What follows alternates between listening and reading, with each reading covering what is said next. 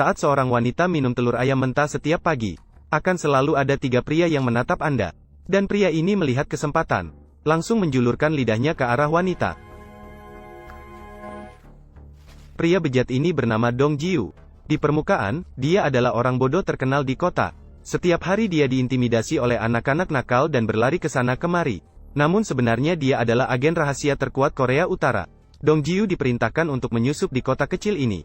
Siap menunggu perintah dari atasan. Namun dia telah menunggu selama 2 tahun. Bahkan ketika menghadapi Dewi yang diam-diam dicintainya, Dong Jiu tidak pernah mengungkapkan identitas agen rahasianya. Dia begitu menantikan hari tugasnya tiba, mengenakan setelan jas yang keren, lalu menghilangkan citra bodoh dan muncul di hadapan Dewi.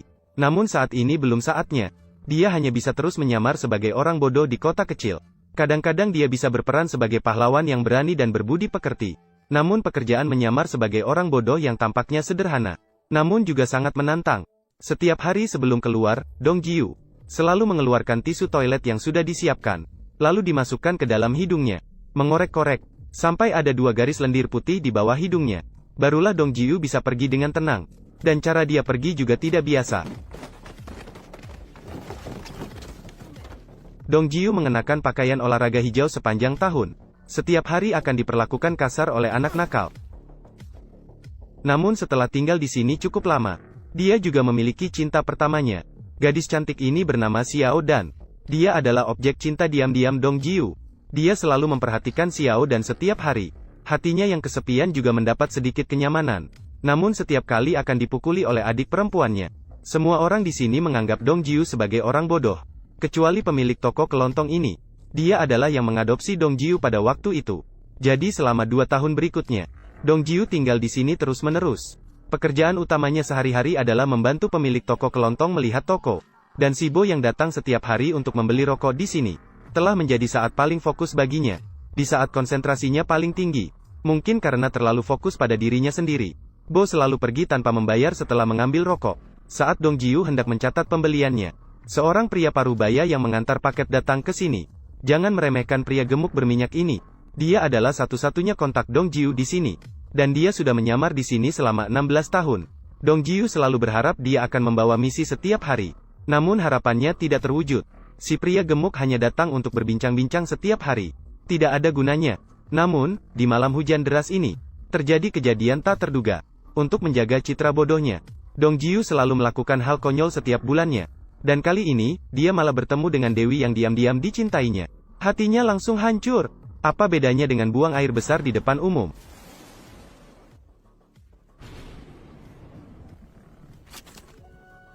Selamat tinggal, masa mudaku. Waktu berjalan ke hari kedua. Setelah Xiao Dan bertemu dengan Dong Jiu lagi. Namun dia bahkan tidak menyapa. Mungkin dia teringat kejadian semalam. Xiao Dan dengan jijik berjalan langsung pergi. Kamu, orang aneh yang buang air besar di jalan. Aku memperingatkanmu untuk tidak melihat kakak perempuanku. Bahkan bayangan dia pun tidak boleh dilihat. Saat itu, anak perempuan pemilik toko datang. Setiap hari dia menonton film Bruce Lee. Dia bertekad untuk menjadi ahli seperti itu. Jadi dia selalu meminta Dong Jiu untuk berlatih bersamanya. Tanpa disadari, si bodoh di depan mata adalah agen rahasia top. Bagus, coba lagi.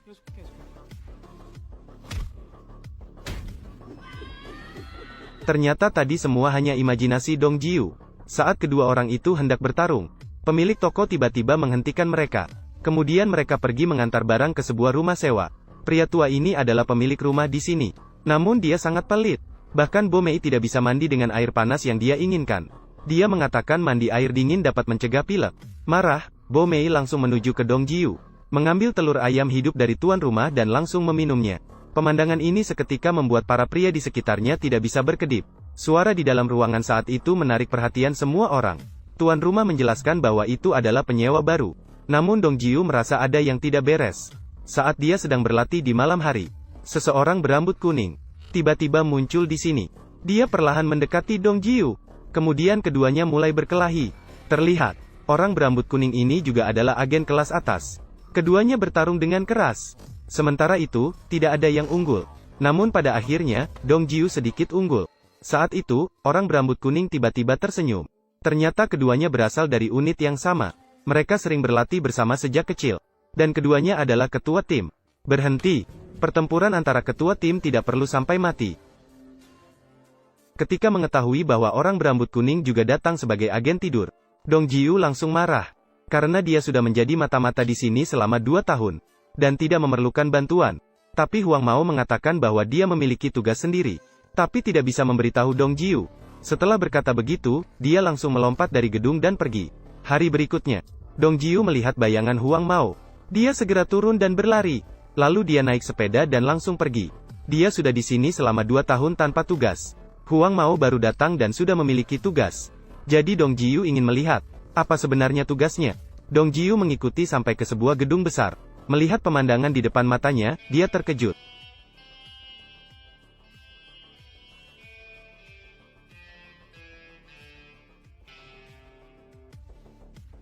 Ternyata tugas Huang Mao di sini adalah mengikuti audisi, dan menyamar sebagai seorang penyanyi rock. Dong Jiu berkata bahwa dia lebih baik berpura-pura bodoh daripada itu. Huang Mao sebenarnya juga berpikir begitu. Namun dia sama sekali tidak menyangka, berpartisipasi dalam The Voice bukanlah tugas yang mudah. Tidak hanya membutuhkan banyak uang, tetapi juga harus memiliki suara bagus, dan bisa memainkan alat musik. Sambil berbicara, dia mulai marah dan berlatih memainkan gitar di tangannya. Mendengar suara yang begitu tidak enak, Dong Jiu segera mencabut sumber listriknya. Saat pergi, dia bahkan tidak lupa untuk mengejek si rambut kuning, membantunya meraih juara Good Voice. Malam itu, anak nakal yang sering mengganggunya, tiba-tiba menemukan saudaranya sendiri. Hanya pergi buang air kecil dan tidak pernah kembali. Dong Jiu mengira itu leluconnya. Sebenarnya tidak ingin memperhatikannya. Namun anak nakal malah mengeluarkan usus untuk menggoda Dong Jiu. Kemudian dia mengikuti anak nakal untuk mencari saudaranya. Dong Jiu menemukan tempat saudaranya buang air kecil. Dia mengoleskan sedikit cairan di tanah, lalu dimasukkan ke mulutnya. Diabetes tipe 2 harus mengurangi makan camilan. Dong Jiu berdasarkan urinnya juga menyimpulkan bahwa saudara anak nakal pasti berada di dekatnya. Kemudian dia memanfaatkan saat anak nakal meniru gerakannya. Dong Jiu dengan satu langkah cepat melompat ke atas tembok. Begitu kakak bersuara, Dong Jiu segera bisa menentukan posisinya. Tidak lama kemudian, dia berteriak. Kemudian, dia dengan kecerdasan agen rahasia dan kelincahan tubuhnya, berkeliling di atap tanpa henti. Untuk tidak mengungkapkan identitasnya, dia mengambil pakaian secara sembarangan. Baru sampai di tempat, dia tahu, tetangga Park Bu-cheng yang membawa kakaknya pergi. Dia tertarik pada ibu tunggal anak nakal itu. Barulah dia memikirkan untuk memanjakan kakaknya dengan hadiah. Saat itu juga, tetangga-tetangga yang mencari anak-anak juga tiba di sini. Itu adalah pakaian dalamku. Pakaian yang diambilnya secara sembarangan ternyata adalah pakaian dalam pribadi Xiao Dan. Orang-orang mengira mereka bertemu dengan orang aneh. Langsung ingin menangkapnya. Dong Jiu melihat situasi ini. Akhirnya dia tergesa-gesa melarikan diri. Untungnya, dia lincah, sehingga tidak terbongkar di depan semua orang. Sementara Park Bu-cheng dengan anehnya dianggap sebagai pahlawan. Ibu, Patua menyelamatkan anak itu dari tangan orang gila. Terima kasih. Hal ini juga membuat Patua yang sudah sendirian selama 30 tahun. Di masa depan, dia akan membawa pulang kekasihnya. Meninggalkan petunjuk. Ketika kembali ke rumah, Dong Jiu mulai menulis surat. Setiap kali merindukan ibunya, dia akan menulis surat, lalu menyimpannya. Ibu adalah satu-satunya yang dia pikirkan. Dia sedang melihat foto ibunya. Lampu di dalam rumah tiba-tiba mati. Kemudian sebuah pistol ditempelkan di kepala Dong Jiu. Namun dia tidak menembak, melainkan memberikan peringatan pada Dong Jiu. Kemudian segera melarikan diri dari sana. Dong Jiu segera mengejarnya keluar. Anak laki-laki yang melarikan diri juga sangat gesit. Sepertinya dia juga seorang agen. Keduanya saling mengejar di atap. Sementara itu, tidak ada yang menang. Saat itu, Bo Mei tiba-tiba memanggilnya. Dong Jiu segera berubah wajah. Bo Mei karena minum terlalu banyak, ingin mencurahkan isi hatinya kepada seseorang. Ikutlah denganku. Ternyata, Bo Mei tidak berpengalaman saat berusia 18 tahun. Karena tidak membawa isolator bayi. Pernah memiliki seorang anak. Namun, dia dikirim ke Amerika oleh orang tuanya. Aku sangat merindukannya. Saat bercerita, Bo Mei tertidur. Dong Jiu akhirnya membawanya pulang. Di tengah jalan, mereka bertemu dengan Huang Mao yang sedang berlatih gitar. Mereka mulai berbincang-bincang. Pada saat itu, Bo Mei tiba-tiba terbangun. Melihat ekspresi mata Bo Mei, keduanya tiba-tiba menjadi gugup. Setelah mengantarkan Bo Mei pulang, Dong Jiu segera menemukan anak laki-laki itu. Ternyata anak laki-laki itu bernama Xiao Hai. Dia juga keluar dengan pasukan yang sama dengan Dong Jiu. Dan dia pernah menyelamatkan nyawa Xiao Hai. Dia selalu menganggap Dong Jiu sebagai idola. Dan sekarang dia muncul di sini sebagai seorang mahasiswa. Tujuannya adalah untuk mengawasi Dong Jiu. Kontak lama, Pangeran Gemuk. Karena mengetahui keluarganya ditangkap, maka dia memutuskan untuk menyelamatkan keluarganya. Ini sudah merupakan tindakan pengkhianatan terhadap organisasi. Dong Jiu langsung ingin menyelesaikannya. Namun pada akhirnya dia tidak bisa melakukannya. Sekarang Xiao Hai datang menggantikan Paman Pang. Saat kedua orang itu sedang berbicara tentang hal ini, Dong Jiu langsung memeluk Xiao Hai. Ternyata dia melihat Dewi Rahasia yang dia sukai. Saat ini Xiao Dan sedang dilecehkan oleh atasannya. Dong Jiu tidak bisa tampil. Dia meminta Xiao Hai untuk maju membantu. Dan pada saat itu adik Xiao Dan tiba-tiba muncul. Barulah masalah ini terselesaikan. Namun atasan juga mengancam Xiao Dan. Dia akan kehilangan pekerjaannya karena ini. Kemudian Dong Jiu meminjam ponsel Xiao Hai. Jika dia kehilangan pekerjaannya, saya akan mempublikasikan foto-foto ini. Cepat lompat. Waktu berpindah ke hari berikutnya. Tim penyamaran 3 orang resmi dibentuk. Yang perlu dicatat adalah, mereka bertiga memiliki penampilan yang sangat menarik. Bahkan editor juga hampir kalah. Saat ketiga orang itu sedang asyik berbincang-bincang, tiba-tiba terdengar suara dari lantai bawah. Setelah melihat ke bawah baru tahu, Supply dan pemilik toko terlibat dalam pertengkaran. Dan kedua pria itu sangat sombong. Melihat ibu angkatnya, pemilik toko itu diintimidasi. Dong Jiu langsung ingin membantu. Xiao Hai sebenarnya ingin ikut campur, namun ditolak oleh Dong Jiu. Dong Jiu langsung memeluk pria itu. Namun dia malah ditendang pria itu di perutnya, lalu mendorongnya menjauh. Xiao Hai melihat idolanya diintimidasi, langsung ingin membantu, namun dihalangi oleh Huang Mao. Pemilik toko ingin mendekati untuk berbicara, juga didorong oleh pria itu. Untungnya Dong Jiu cepat tanggap, sehingga pemilik toko tidak terluka. Dong Jiu marah ingin menghajarnya, namun dihentikan oleh pemilik toko.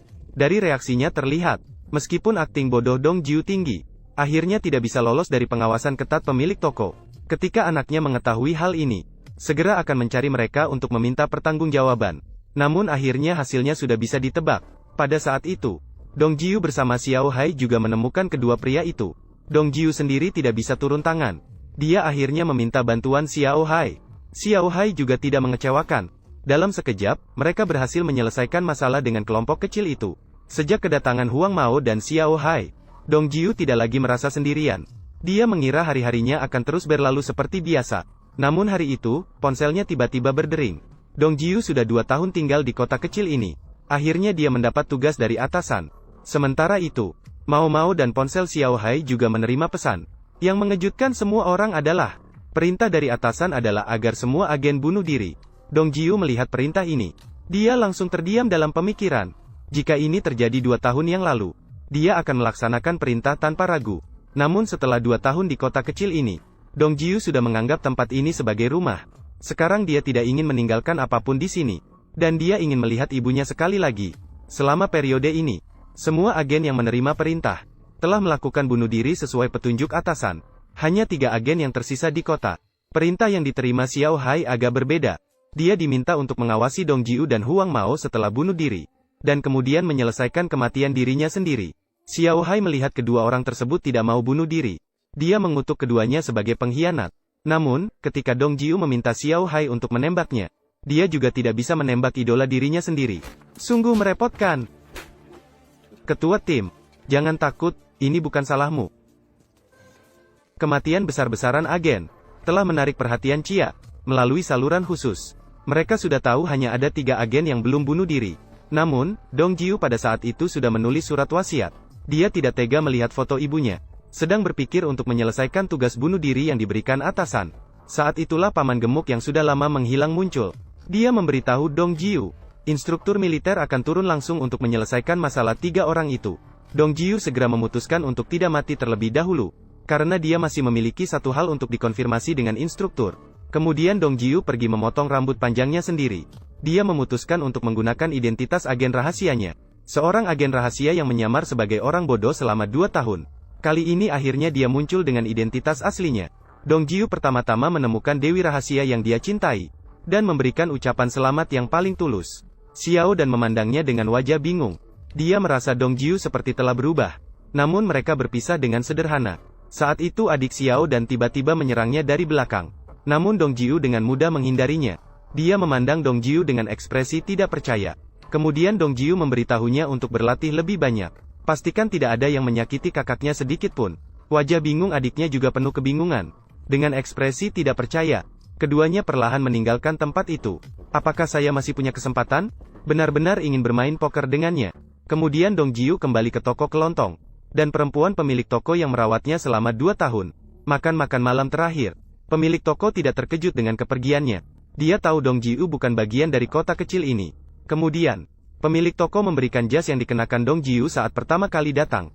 Setelah mengenakan jas rapi itu, Dong Jiu meninggalkan toko kelontong dengan rasa sedih.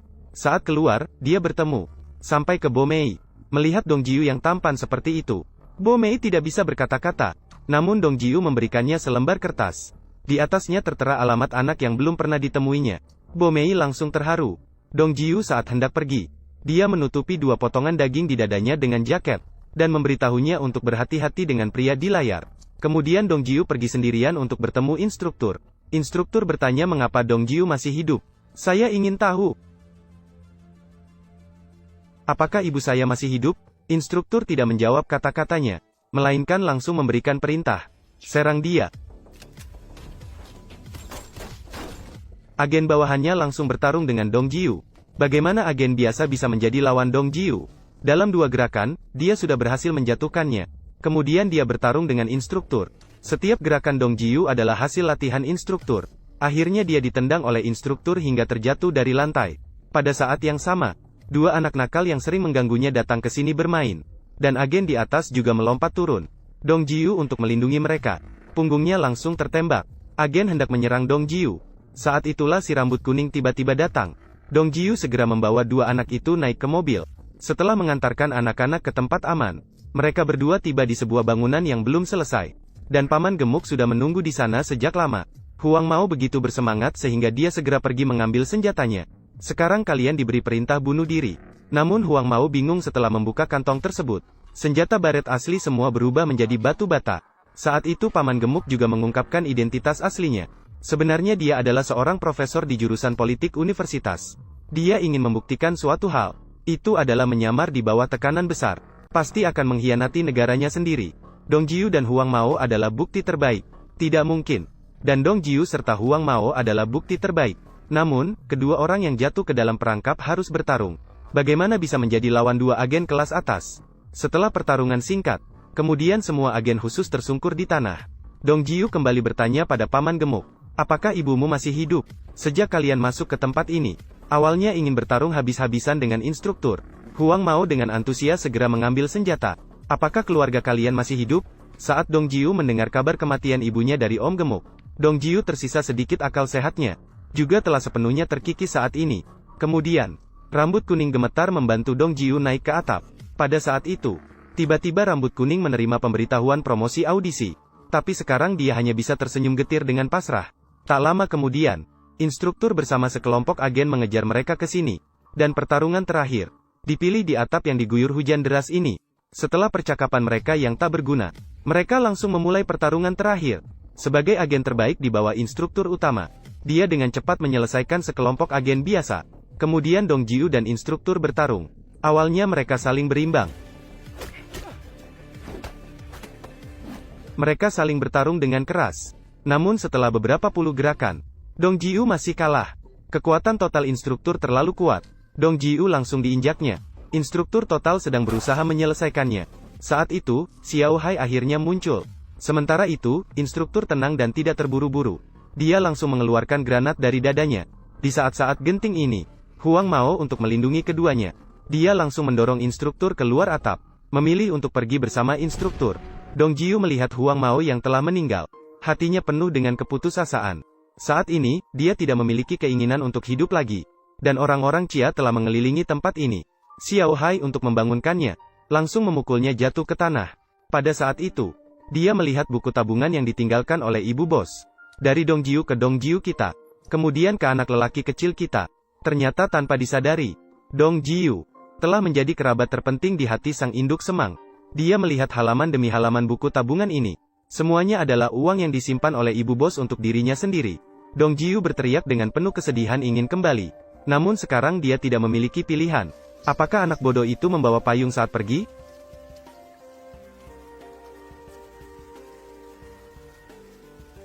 Kemana Dong Jiu pergi? Tidak tahu. Meskipun keluarga di kota kecil sedang menunggunya pulang, dia juga harus menghadapi kenyataan yang kejam ini. Orang-orang Chia memaksa Xiao Hai untuk menyerah. Namun dia, agar tidak jatuh ke tangan musuh, malah menembak langsung ke arah sekelompok polisi khusus. Akhirnya hasilnya bisa ditebak. Melihat Xiao Hai tertembak beberapa kali, Dong Jiu berlari ke depan dan memeluknya. Setelah berhasil menghalangi banyak peluru untuk Xiao Hai, Dong Jiu memeluknya saat mereka jatuh dari gedung. Mengakhiri hidup muda dan hebatnya. 3 agen tidur. Mereka membuktikan tekad mereka untuk tidak pernah mengkhianati dengan tindakan. Kami merasa sedih untuk mereka. Namun mungkin ini adalah akhir terbaik bagi mereka. Rahasia mungkin bukan hanya tentang identitas, tetapi juga tentang persahabatan. Kehebatan mungkin bukan hanya tentang tindakan. Masih ada pengorbanan.